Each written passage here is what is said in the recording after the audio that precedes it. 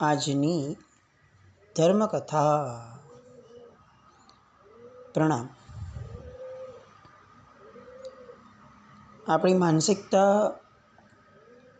બહુ જ ઘવાય અને વિચારશીલ બને એવું આ ચરિત્ર, યશોધર ચરિત્ર. મગજ ચક્રાવે ચડી જાય. શું આવું ખરેખર બનતું હશે? અને શું ખરેખર આવું બને? સંસારની વિચિત્રતાઓ કે જે આપણે કદાચ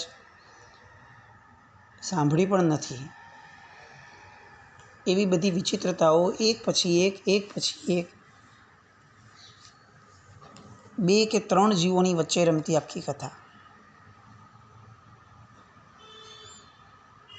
આપણને આપણો ભર્યો ભાદર્યો સંસાર જે અત્યારે ચાલે છે, કે જેની ઉપર આપણને શ્રદ્ધા છે, જેની આપણને હૂંફ છે, જેની ઉપર એક વિશ્વાસ છે, બધું સરસ છે. એ સંસારના સુખ ઉપર શંકા ઉપજે કે જો આપણા કરતાં વધુ સુખી એવા સુરેન્દ્રદત્ત રાજકુમાર એ જીવનમાં જો એક ભૂલ આવી કરે છે, તો જો એનો ભાવાંતર આટલી નિમ્ન કક્ષાએ એમને લઈ જાય છે, તો આપણે તો કદાચ કોઈ વિસાતમાં નથી. પરમાત્માએ શ્રાવક શ્રાવિકા તરીકે આપણને જે વૈરાગ્ય ભાવની અંદરમાં સંસારમાં રહેવા કીધું છે, સંસારના ભરોસા વગર રહેવાનું જે કીધું છે, પુણ્યના અંધ ભરોસા ઉપર રહેવાની જે ના પાડી છે, એ બધી જ વાતો એક દિશા તરફ જે આપણને લઈ જાય, એ દિશા એટલે યશોધર ચરિત્ર. ગઈકાલ સુધી આપણે જોયું કે સુરેન્દ્રદત્તનો જીવ અને એમની માતા યશોધરા, રાજમાતા, એનો જીવ, એ બંનેની કથની આખી બદલાઈ અને કેવી આમૂલ ચૂલ બદલાઈ. માતા અને પુત્ર હતા, એકબીજા પ્રત્યે કેવા અહોભાવવાળા હતા. સુરેન્દ્રદત્તને દીક્ષાનો નિર્ણય જણાવવો હતો ને તો પણ ભય લાગતો હતો કે માતાને કેવો ધક્કો લાગશે, અને સુરેન્દ્રદત્તને ફક્ત એક સપનું આવ્યું, એમાં માતાને કેવો ભય લાગ્યો કે દીકરો ભલે દીક્ષા લે વસ્તુ અલગ છે, પણ એના આયુષ્યનું શું? આટલી બધી ચિંતા જે પરસ્પર એકબીજાની બંને કેળવેલી હતી, એ ચિંતા આજે પલટાઈ અને એકબીજાને મારવાના ભાવ સુધી આવી ગઈ એવું નહીં, મારી નાખવા માટે તત્પર બની. ફક્ત બે ભવની અંદરમાં જીવની ભાવનાઓનું કેવું પરિવર્તન, અને કર્મ પણ કેવું કે ગમે ત્યારે મરે, અંતે મરી અને જ્યાં જન્મે ત્યાં બંને પાછા ભેગા થાય. આપણને આમ કેવું મેચ ફિક્સિંગ જેવું લાગે કે જાણે આ બંને ભેગા થવાના જ છે. હવે નોળિયાના ભવની અને સાપના ભવની વાત આપણે જોઈ. નોળિયા તરીકેનો સુરેન્દ્રદત્તનો જીવ એ મૃત્યુ પામ્યો. પેલા સાપના જીવે એને બહુ જ ક્રૂર રીતે દંશ આપી લોહી કાઢી અને અંતે એને મારી નાખ્યો. એ પછી સુરેન્દ્રદત્તનો જે જીવ છે, એ વિશાલા નગરી નામની એક નગરી, કે જે એ જ રાજ્યની એક નદી હતી, નગરી હતી, એની નદીની અંદરમાં જન્મ થયો.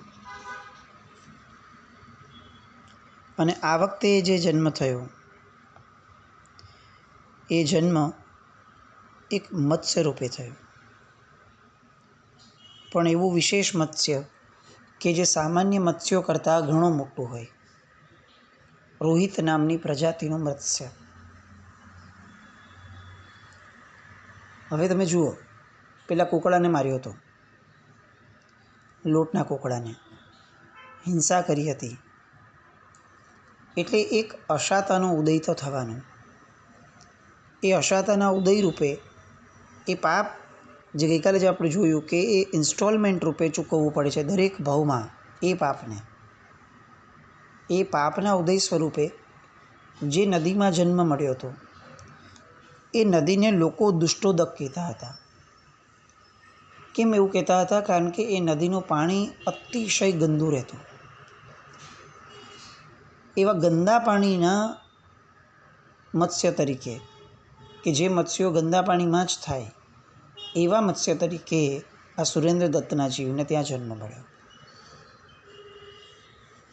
આ પણ એક બહુ સમજવા જેવી વાત, કે એક ફક્ત લોટનો કુકડો માર્યો, જે અશાતાનો ભાવ બીજાને આપવાનો પ્રગટ્યો, અમૈત્રીનો ભાવ જે પ્રગટ્યો, એના કારણે પુણ્યથી એટલા હીન થયા કે જ્યાં જ્યાં જન્મ લે ત્યાં ત્યાં અત્યંત પીડા અને કષ્ટને પામે જ એવો ભાવ મળે. જળચરની સૃષ્ટિ રૂપે, મત્સ્ય રૂપે એ નદીમાં પ્રગટ્યા. આયુષ્ય ઘણું લાંબુ મત્સ્યનું પણ. સમય વીત્યો અને એમની માતાનો જીવ, કે જે પૂર્વભવની અંદરમાં સાપ હતો અને જેમણે નોળિયાને મારી નાખ્યો હતો, વર્ષોના વહાણા પછી એ સાપ એ ત્યાંથી મૃત્યુ પામ્યો અને ફરીથી કુદરત એનો રોલ પ્લે કરે છે. અને જ્યાં મત્સ્ય રૂપે જે નદીની અંદરમાં સુરેન્દ્રદત્તનો જીવ જન્મ્યો છે, એ જ નદીની અંદરમાં એક મોટા જળચર પ્રાણી તરીકે આ યશોધરા માતાનો જીવ જન્મે છે. આપણે જેને અત્યારની ભાષામાં કદાચ આપણી સમજણ પ્રમાણે મગર કહી શકાય, એ પ્રકારનો જીવ. મગર નહીં, પણ એક જળચર, કે જે વધુ વિકરાળ હોય, વધુ શક્તિશાળી હોય. બંને એક જ નદીમાં. સમય વીતતો જાય છે ને એકવાર એવું થાય છે કે આ રોહિત નામનો મત્સ્ય અને પેલો જળચર પ્રાણી માતાનો જીવ, એ બંને ભેગા થાય છે, એકબીજાને જુએ છે અને જોતાં જ અકારણ પેલો જે જળચર છે એને આ મત્સ્યને મારી નાખવાની ઈચ્છા થાય છે અને એને મારી નાખવા માટે એની પર તરાપ મારે છે. ભાગ્ય યોગે આ મત્સ્યનું આયુષ્ય લાંબુ છે, એટલે એ તરાપ મારવા જાય છે ત્યારે મત્સ્ય ભાગી જાય છે, પણ એની પૂંછડીનો જે ભાગ હતો આ મત્સ્યની, ઘણું મોટું શરીર હતું, એ પૂંછડીનો ભાગ પેલા જળચરના મોઢામાં આવી જાય છે. આ મત્સ્ય બચવા માટે ધમપછાડા કરે છે, પ્રાણ તો વાલો હોય ને, અને એના સદનસીબે એ ધમપછાડા કરતાં કરતાં એની પૂંછડીનો ભાગ જે પેલાના મોઢામાં ફસાઈ ગયો હતો, એ ભાગ છોડવામાં એને સફળતા મળે છે અને તરત જ એ ભાગે છે બીજી દિશા તરફ નદીની. અને આ બાજુ એ જ નદીની અંદરમાં નાહવા માટે જે બાળ રાજકુમાર છે, એમની રાણીઓની દાસીઓ એ આ નદીમાં નાહવા માટે પડે છે.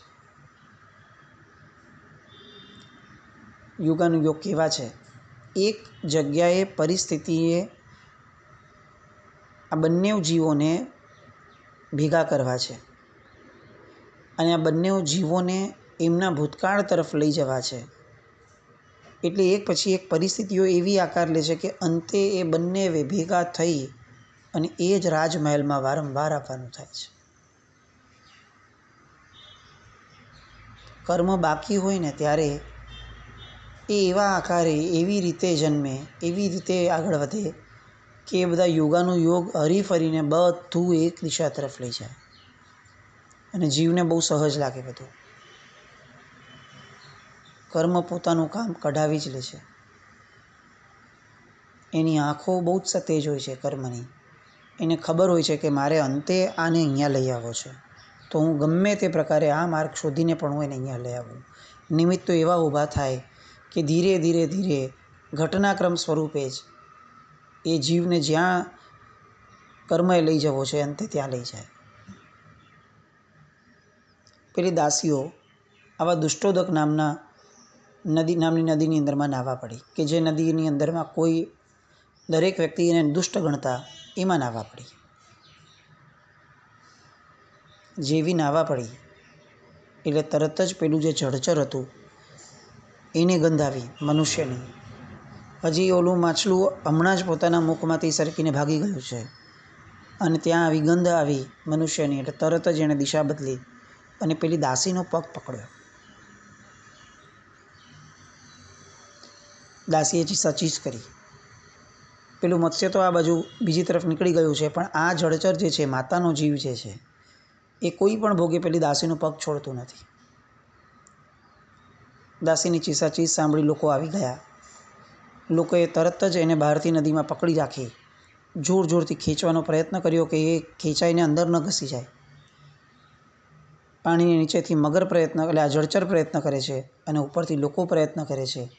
લોકોનું બળ જીત્યું અને પેલી દાસીનો પગ જે છે એ જોરથી ખેંચાયો અને પેલું જળચર જે છે એના મુખમાંથી એ સરકી ગયો. જળચર ઓર ભૂરાયું થયું. એણે ફરીથી કૂદકો મારીને એને પકડવાનો પ્રયત્ન કર્યો, પણ આ વખતે એ લોકો અને રાજ સૈનિકો જે ઊભા હતા એ લોકોનો ક્રોધ જે છે, આ જળચર પ્રત્યેનો રોષ જે છે, એ રોષમાં આબાદ રીતે પેલું જળચર સપડાઈ ગયું અને એ લોકોએ તરત જ એ જળચરને પકડી લીધું.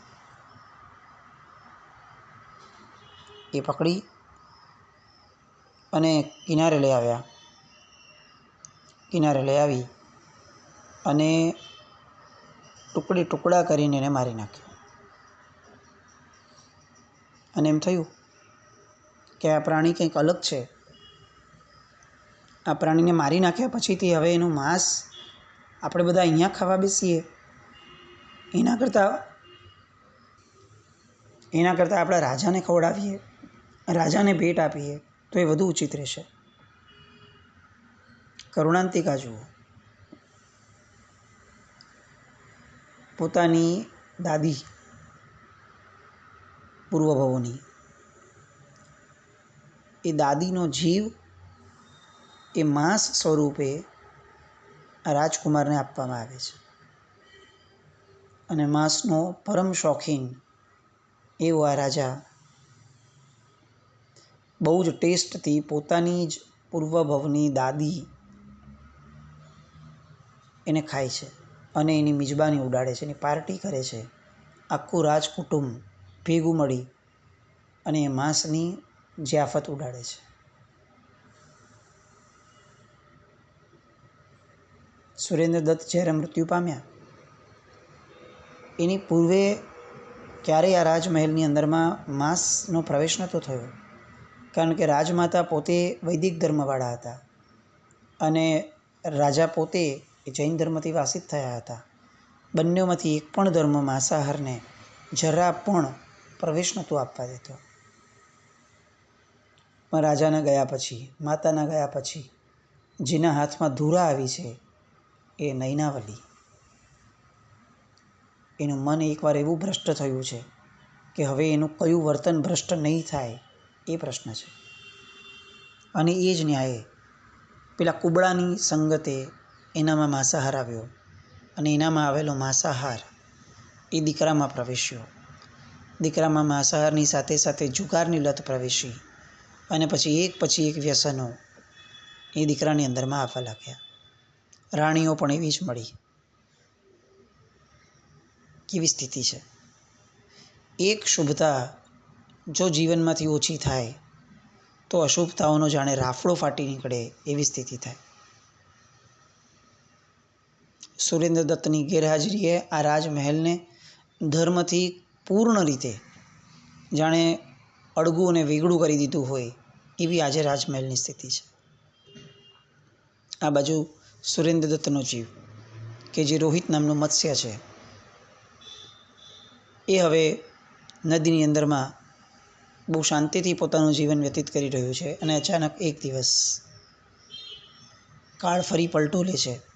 એક માછીમાર આવે છે અને ઝાડ નાખે છે અને પેલું મત્સ્ય એ જ ઝાડની અંદરમાં ફસાય છે. માછીમાર ઝાડ ખેંચી લે છે અને જુએ છે તો અવળું મોટું મત્સ્ય, અને એને તરત વિચાર આવે છે કે આ મત્સ્ય તો રાજમહેલમાં રાજાને ભેટ આપવું તો મને અનેક સુવર્ણ મુદ્રાઓ મળશે. આટલું મોટું મત્સ્ય, એનું માંસ જો આ લોકો ખાશે તો એ લોકો બહુ ખુશ થશે, કારણ કે આ પ્રજાતિનું મત્સ્ય મળવું જ મુશ્કેલ હોય છે. અને આ જો મળ્યું છે તો હવે હું એને સીધું રાજમહેલમાં આપું. આ માછીમારને કદાચ એવું લાગ્યું હશે કે આ એનો વિચાર હતો. મૂળમાં આ એનો વિચાર ન હતો. આ કર્મએ માછીમારમાં જન્માવેલો વિચાર હતો, કારણ કે અંતે કર્મએ આ રાજમહેલની અંદરમાં આ જીવને ગમે તે ભોગે લાવવો હતો, અને એ પણ જીવતો. જેમ મોરના ભવની અંદરમાં એ છેક સુધી સાંભળતો હતો. ચિક્કાર વેદનાની વચ્ચે એ કહેવા માટે તડપતો હતો કે ભાઈ દીકરા, હું તારો બાપ છું, તું ક્યાં મને મારવાની અને મને સળગાવવાની ને બધી વાતો કરે છે, હું તારો બાપ છું. પણ નહીં, કુકડાને માર્યો હતો ને ભાવથી પણ, તો તને વેદના મળશે પણ અભિવ્યક્તિ નહીં મળે. તારી અભિવ્યક્તિ કોઈના સુધી પહોંચે એવું પુણ્ય તને નહીં મળે. અને આ ફળ આ ભાવમાં પણ રોહિત નામના માછલા રૂપે એ જીવતો પકડાયો. એને જીવતો રાખ્યો. એ માછલાને પકડી પાણીની અંદરમાં જ રાખી અને રાજમહેલમાં લઈ ગયા. રાજાને ભેટ આપી. રાજાને કહે છે કે આ મત્સ્ય બહુ જ જવલ્લે મળે છે, એવું મત્સ્ય છે આ રાજન. આપ આનું માંસ આરોગશો તો આપને ખરેખર ખૂબ આનંદ થશે. યોગાનો યોગ જુઓ. એ જ દિવસે આ જ સુરેન્દ્ર દત્તનું અને રાજમાતા, જે બંને એક જ દિવસે મૃત્યુ પામ્યા હતા, એ બંનેનું શ્રાદ્ધ હતું. એ બંનેની મરણની તિથિ હતી. અને હવે તો આખી વિચારધારા બદલાણી છે. એટલે પેલો બાળ રાજા જે છે એ માછીમારને ધન્યવાદ આપે છે, અને તરત એ સમયે એના રાજમાતા નૈનાવલી એને બોલાવીને કહે છે કે માતા, આ ઉત્તમ મત્સ્ય છે, ક્યારેક જ મળતું મત્સ્ય છે. આપણે તો આમ પણ આપણા પૂર્વજોને, મારા પિતાને, મારી દાદીને, એ લોકોને શ્રાદ્ધ આપવાનું હતું, તો બ્રાહ્મણોને જો કંઈક આપવું જ હોય તો આપણે આ મત્સ્ય આપી દઈએ. એક કામ કરજો, આ મત્સ્યનો પાછળનો ભાગ જે છે એ કાપી અને બ્રાહ્મણોને દાનમાં આપજો, અને આગળનો ભાગ એ રાંધજો. આપણે બધા ભેગા મળી અને દાદીના અને પિતાજીના શ્રાદ્ધ રૂપે આપણે આ માંસ આરોગશું. આ બધી વાત પેલો મત્સ્ય સાંભળે છે, અને જેવી એ નૈનાવલીને જુએ છે, ફરીથી મનમાં ઉહાપો શરૂ થાય છે, મત્સ્યના સ્વરૂપે પણ. અને ત્યાં ને ત્યાં એને એ ભાવમાં પણ જાતિ સ્મરણ જ્ઞાન થાય છે. એ નૈનાવલીને પણ ઓળખે છે, પેલા બાળ રાજાને પણ ઓળખે છે, આ રાજમહેલને પણ જાણે છે. અને પાણી હોવા છતાં હવે તળપે રાખે છે. એમાંય જ્યારે એનો દીકરો આદેશ કરે છે કે પેલા આને રાંધજો તમે, અડધો ભાગ અહીંયા અને અડધો ભાગ અહીંયા, અને મારા પિતાજીના શ્રાદ્ધ તરીકે આપજો, ત્યારે અંદરની વેદના ફરીથી એ જ પ્રકૃષ્ટ કક્ષાએ પહોંચે છે. એને કહેવું છે એના દીકરાને કે તું જેના સ્મરણ અર્થે તું મને મારી રહ્યો છે એ હું પોતે જ છું. તારે મારું શ્રાદ્ધ કરવા માટે મારું માંસ ખાવું છે? પણ એની અભિવ્યક્તિને વાચા નથી આપતી.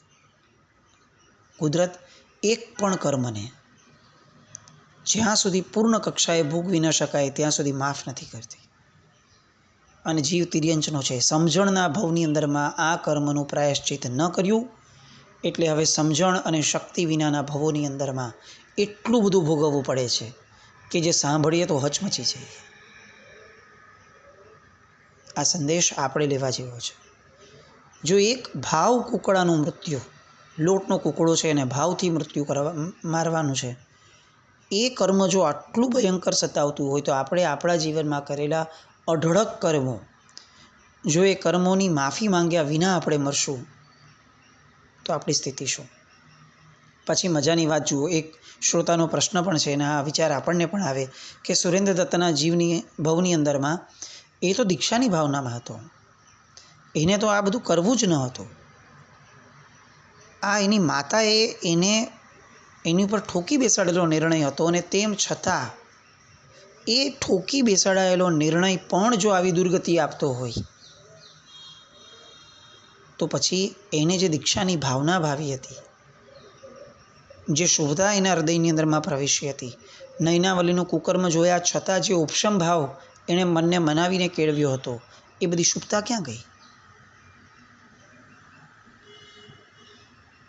આપણે આપણા જીવનની અંદરમાં જેમ શુભતા આચરીએ છીએ એમ અશુભતા પણ આચરીએ છીએ, પણ જો આ અશુભતા ક્યાંક મોટી થવાની શરૂ થશે તો આપણી શુભતા શું ખતમ થઈ જશે? આપણે વર્ષો સુધી સેવેલો ધર્મ એ ક્યાંય આપણને સહાય જ નહીં કરે. આવો ભય જે આ ચરિત્ર સાંભળીને સહેજે પ્રગટે, એ ભય અને આ માછલાનો ભય જે અત્યારે તડફડી રહ્યું છે, એનું શું થાય છે તે બંને વાતો માટે ફરીથી આવતીકાલે મળીએ. જીના કંઈ પણ બોલાવ્યું હોય તો મિચ્છામિ દુક્કડમ. જૈનમ જયતિ શાસનમ.